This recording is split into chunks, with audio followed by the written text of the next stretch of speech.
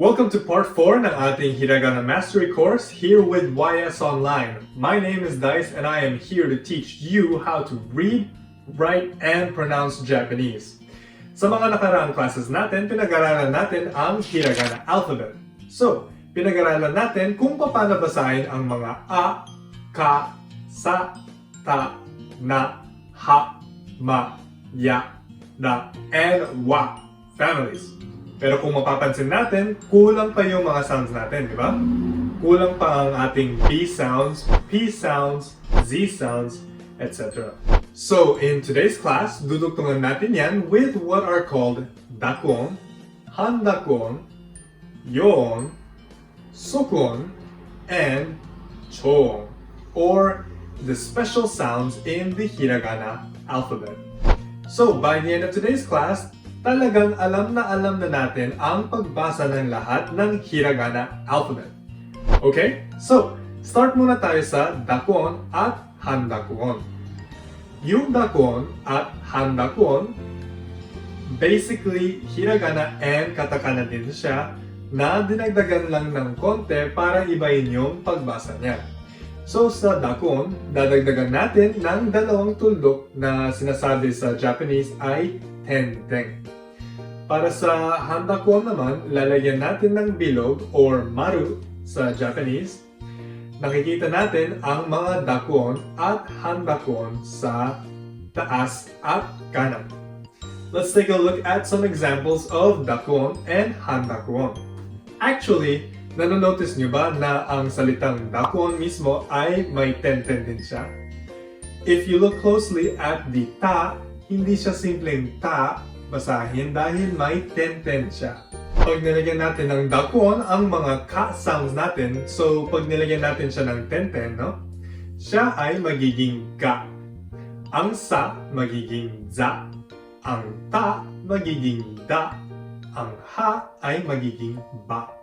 So, example natin si ka family. Lagyan natin siya ng tenten, so siya ay magiging ga.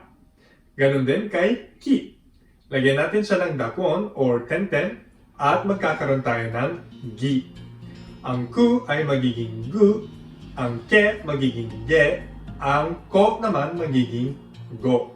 So, pag tinignan ulit natin ang Hiragana families with the Dakuon, meron tayong ga, za, da, and ba. So, kung babasahin natin yung first character of each family with the Dakuon and Handakuon, it's A, ga, za, da, na, ba, ma, ya, da, and wa families. So, ang mga a, na, ma, ya, da, and wa families, wala na rin siyang Dakuon. So, isa-isay natin siya. Ga, gi, gu, ge, go, za, ji, zu, ze, zo, da, ji, zu, de, do, ba, bi, bu, be, bo. So, ganito siya tignan sa bago nating Hiragana alphabet chart with the Dakuon. Okay, so yun ang ating Dakuon. Ang Handakuon naman ay para lang siya sa ha family, no? Pag nilagyan natin siya ng maru sa itaas at kanan, magpapalit siya pagbasa mula sa ha. Ngayon, magiging pa or yung P sound natin. So, ang ha ay magiging pa. Ang hi magiging pi. Ang hu magiging pu. Ang he magiging pe. And ang ho magiging po. Okay? So, gets ba natin? Opo. Okay. Again, huwag tayong mag-aalala. Madami tayong quiz para makapag-refresh tayo. Okay? At sanayan lang talaga siya. So, the more time na nakatutok tayo sa mga characters natin, the more na masasanay tayo sa pagbasa ng mga characters. Okay, so dito muna tayo magtatapos for today. Siguraduhin natin na panoorin natin ang next part para makompleto na natin ang mga special sounds in Hiragana.